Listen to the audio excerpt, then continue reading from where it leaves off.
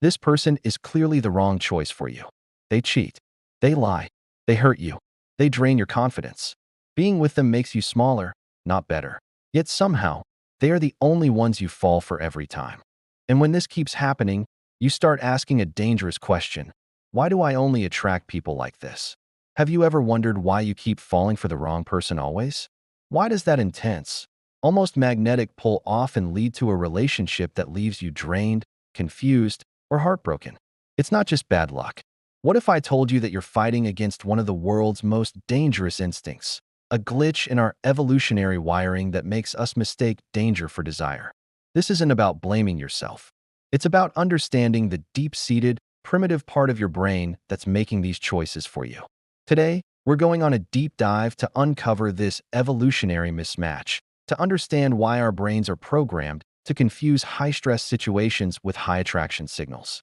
And more importantly, we'll learn how to rewire that instinct for healthier, happier love. Let's travel back in time, way back, to when our ancestors roamed the savannah. Their world was filled with constant threats. Survival wasn't a given, it was a daily struggle. In this high-stakes environment, the brain developed a very specific and very effective survival mechanism. It became incredibly skilled at detecting and responding to threats. When a saber-toothed tiger appeared, the amygdala, the brain's alarm system, would fire up. This triggered a flood of stress hormones like cortisol and adrenaline. The heart would pound, pupils would dilate, and senses would heighten. This is the classic fight-or-flight response. It's an intense, all-consuming physiological experience designed for one thing: survival. Every ounce of your being becomes focused on the source of the stress. Now, here's where things get complicated. The neurochemical cocktail released during a high-stress event is remarkably similar to the one released during intense attraction and infatuation. When you meet someone and feel that instant, heart-pounding chemistry, your brain is also releasing adrenaline. You feel a rush. Your senses are heightened. You're hyper-focused on that person. Sound familiar? It's almost the same physiological state as facing a threat. Your brain, using its ancient programming, doesn't always differentiate perfectly between this is dangerous and this is exciting. To your primal brain, high intensity is high intensity. The signal is the same. It interprets this state of heightened arousal as a sign of significance. It screams, "Pay attention. This matters." This is the evolutionary glitch. Our brains confuse the anxiety and unpredictability that a toxic partner creates with the passion and excitement of deep connection. Think about it. A relationship with a toxic or unavailable person is a roller coaster. There are soaring highs, often followed by crushing lows. This inconsistency, the will they, won't they dynamic, keeps you on edge. You never know when you'll get their affection or when they'll pull away. This unpredictability puts your nervous system into that familiar state of high alert. Your brain is constantly flooded with cortisol and adrenaline. It's a stressful, anxious state. But because that state feels so intense, your brain mislabels it. It says, "Wow, this person must be incredibly important to me. Look at how much they affect me. This must be love." In psychology, this is related to a concept called trauma bonding. It's an attachment that forms out of a repeated cycle of abuse, devaluation, and positive reinforcement. The toxic partner creates stress and then provides relief from that same stress. They might ignore you for days, causing you immense anxiety, and then suddenly shower you with affection. The relief you feel when they finally give you that crumb of attention is powerful. It triggers a dopamine rush, the same reward chemical you get from winning a prize or eating your favorite food. This creates a powerful, addictive cycle. You start craving the highs to escape the lows, and you become biochemically bonded to the very person causing you pain. Your brain has been tricked into believing that the source of your anxiety is also the source of your salvation. This phenomenon isn't just about dramatic, movie-like toxic relationships. It can be much more subtle. It can be the partner who is emotionally unavailable, who keeps you guessing about their feelings. It can be the person who is highly critical, whose approval you are constantly striving for. Every time you get a rare compliment or a moment of connection, the dopamine hit is that much stronger because of the preceding scarcity. Your brain learns to associate this person with a powerful reward, even if the overall experience is negative. It's like a slot machine. The intermittent and unpredictable rewards are what keep gamblers hooked, and it's the same mechanism that can keep us hooked on an unhealthy relationship. We keep pulling the lever, hoping for a jackpot of love and validation. So, how do we fight against an instinct that's millions of years in the making?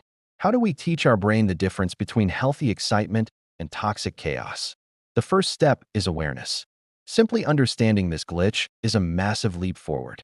When you feel that overwhelming, can't eat, can't sleep intensity for someone new, especially if it feels chaotic, take a moment. Pause. Ask yourself, is this genuine connection, or is my nervous system just activated? Is the excitement coming from a place of joy and mutual respect, or is it coming from anxiety, uncertainty, and a desperate need for their validation? Healthy attraction feels different. It feels safer. It's a calm warmth, not a raging fire. It's a feeling of peace and security, not a constant state of anxiety and alertness. It might feel less exciting to a brain conditioned for chaos, and that's okay. It might even feel a little boring at first, and that is a great sign. This shows that you are slowly but steadily rewiring that glitch in our evolution, and it doesn't come easy. The next step is to consciously choose calm. You have to retrain your nervous system to prefer peace over chaos. This involves actively seeking out relationships, both romantic and platonic, that make you feel safe, seen, and respected. It means learning to self-soothe your anxiety instead of looking for an external person to do it for you. This can be done through practices like mindfulness, meditation, spending time in nature, or even just deep breathing exercises. When you feel that familiar pull towards chaos, you can consciously take a step back, regulate your own nervous system, and remind yourself that your peace is more valuable than a temporary, addictive high. It's about becoming your own safe harbor. It also requires setting and enforcing strong boundaries. A toxic person thrives on pushing your boundaries, and they would try to do it slowly, a little bit at a time, which, if you are not careful, you would not easily notice at first, or you would think that you are merely making little concessions for love. By defining what you will and will not accept and sticking to it, you break their pattern.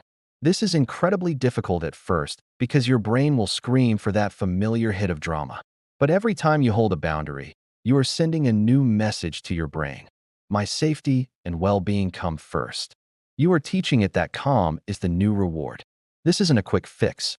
You are essentially deprogramming a deeply ingrained instinct and reprogramming it with a healthier one. Note that you do not come into this reprogramming in a single day, week, or year.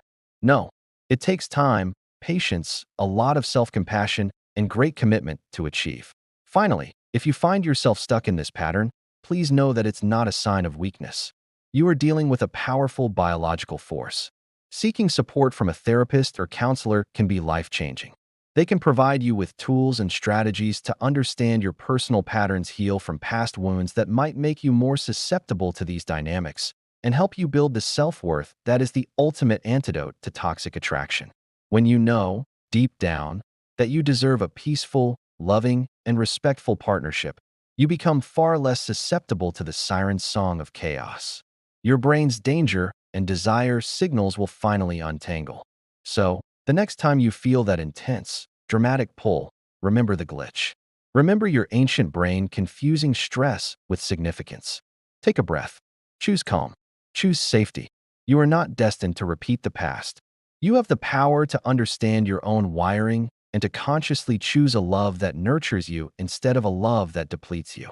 It's the most empowering choice you can make. Thanks for watching.